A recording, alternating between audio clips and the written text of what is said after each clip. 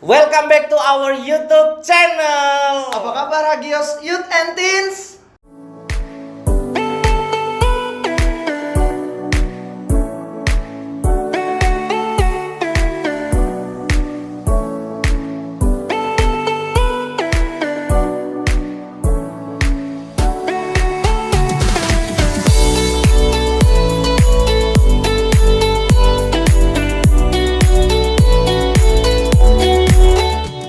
Apa kabar Hagios Youth and Teens? Hah? Bukannya kamu udah tanya tadi? Ya lupa kak, sorry kak. Oke lah. Oke, jadi aku tuh pengen tanya kak soal selama pandemi, dan aku berharap teman-teman Hagios Youth and Teens di rumah juga dalam keadaan baik. Amin, dalam amin. Keadaan sehat semua. Sip. Kita mau bahas apa Vin hari ini? Jadi kita kali ini akan membahas tentang kondisi kita kali ini kak di masa pandemi, bagaimana kita menghadapinya dan bagaimana iman kita bisa tetap bertumbuh. Dan Kak Gati sendiri selama pandemi apa aja yang Kak Gati lakukan sih supaya tetap bisa semangat kayak gitu. Oke. Gini nih kak, di masa pandemi ini banyak remaja-remaja dan pemuda yang udah kangen banget kumpul bareng, hangat bareng, cerita-cerita lagi. Mereka pengen klubnya tuh jalan lagi gitu loh kak. Dan walaupun ibadah Hagios Youth and Teens belum onsite, masih online, gimana sih supaya kita tetap semangat buat ibadah kayak gitu kak? Semangat buat ibadah. Ibadah itu kan bisa di mana saja sekarang ya, bisa di rumah. Dan yang harus sadari bahwa kebutuhan kita akan Tuhan itu yang mendorong kita untuk terus beribadah. Menjumpai Tuhan di rumah secara pribadi, ya itu yang harus terus dilakukan, terus dibangun.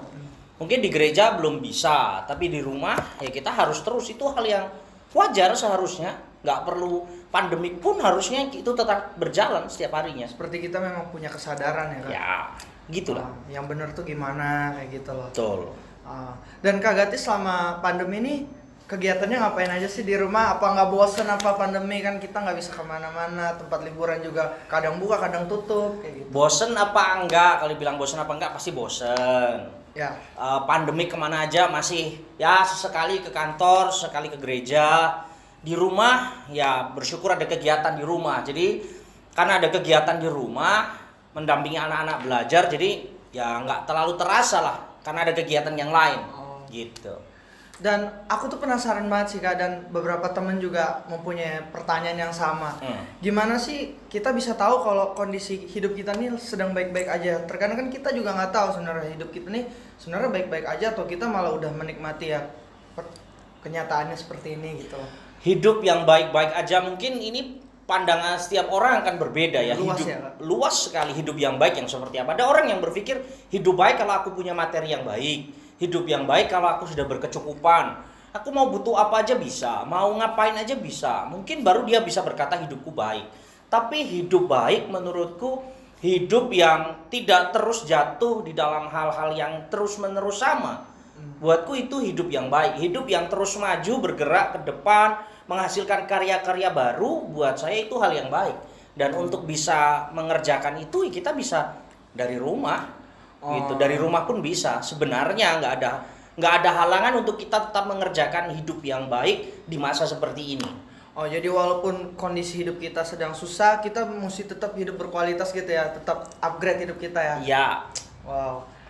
Dan bisa nggak sih kakak share sedikit cara kakak cek keadaan Kak Gati ini baik atau enggak gitu loh? Ya, kalau ngecek hidup secara pribadi, masing-masing orang juga punya standar masing-masing. Kalau ditanya Kak Gati seperti apa, sebagai seorang hamba Tuhan, saya memiliki standar-standar tertentu. Standarnya apakah saya masih menghidupi firman? Apakah jam-jam doa saya berkurang? Apakah pembelajaran waktu-waktu belajar saya mulai hilang? Itu bagian yang seharusnya terus konsisten dikerjakan. Nah, selama masa pandemi memang naik turun lah. Ada di rumah terus, itu menjadi sesuatu yang wah kayaknya udahlah, biasanya bangun jam 4:30 pagi gitu. Tapi karena kayak gini nggak ada yang dikerjakan, ngantor jam 8, nggak ada doa pagi di gereja, kayaknya biasa saja. Tapi ya beruntungnya Kak Gati di rumah punya anak-anak, jadi tetap jadi contoh buat mereka. Bangun pagi berdoa bersama, itu sangat menolong. Dan kalau ditanya kondisinya baik atau tidak, ya standarnya tadi apakah sedang turun atau tidak masa-masa itu. Memang turun, iya. Mengalami penurunan, iya. Yang tadinya baca buku punya target, sekarang baca buku nggak punya target. Gitu. Sekarang baca buku ya sejalan aja. Gitu. Kayak gitu, Vin, kira-kira.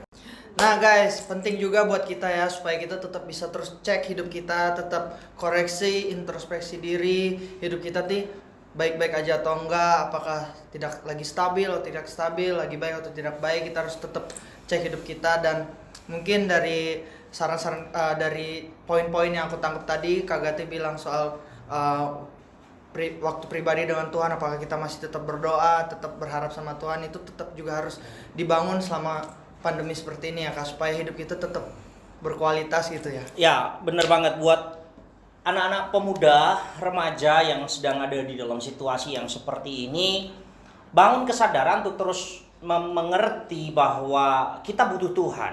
Kalau kita butuh Tuhan, dimanapun kita berada, seharusnya kita konsisten untuk berhubungan dengan Tuhan. Kita baca firman, kita berdoa, itu seharusnya konsisten dilakukan. Kesadaran untuk menyadari bahwa sedang drop, apakah sedang drop atau tidak, apakah saya sedang jauh dari Tuhan atau tidak, maka sederhana dicek apakah saya masih konsisten mengerjakan saat teduh, baca firman, berdoa atau tidak. Kalau itu sudah mulai mundur, bangun lagi kesadaran bahwa saya butuh Tuhan. Jadi sebenarnya seputar itu saja yang harus dilakukan. Untuk beribadah sekarang by online. Online lah dan penuh integritas lah, karena nggak ada yang ngawasi kita. Hanya kita dengan Tuhan. Jadi berintegritaslah menjadi anak-anak pemuda dan remaja. Yang keempat, teruslah berkarya. Ketika kita berkarya, maka kita bisa mengalahkan kejenuhan demi kejenuhan yang terjadi dalam hidup kita. Seseorang bisa bosan karena dia berdiam diri, tapi kalau dia menunggu, tapi dia mengerjakan sesuatu dan menghasilkan karya, maka dia tidak menjadi seorang yang bosan karena dia sedang mengerjakan sesuatu. Kira-kira seperti itu, Vin.